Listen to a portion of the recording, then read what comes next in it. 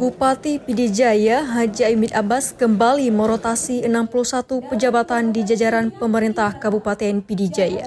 Proses pelantikan dan pengambilan sumpah jabatan dilaksanakan di Aula Cotring, kantor Bupati Pidijaya, Selasa 25 Mei 2021 dengan rincian 9 pejabat eselon 2 dan 52 pejabat eselon 3. Bupati Pidijaya Ayub Abbas dalam sambutannya mengatakan mutasi jabatan yang dilakukan oleh Pemkab Pidijaya merupakan bagian dari penyegaraan birokrasi pemerintahan.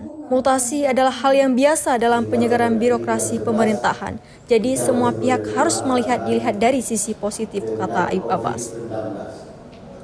Bukan nama Lembaga Pendidikan Pidijaya,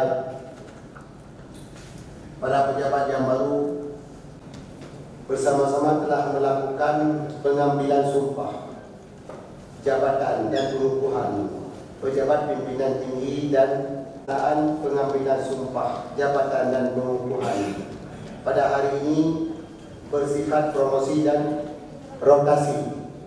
Bagi 9 pejabat eselon 2 yang dilantik, ia meminta agar mempersiapkan segala bentuk strategi kerja ke depan dalam merealisasi pencapaian APBK Pidijaya serta meneruskan seluruh program yang tertunda.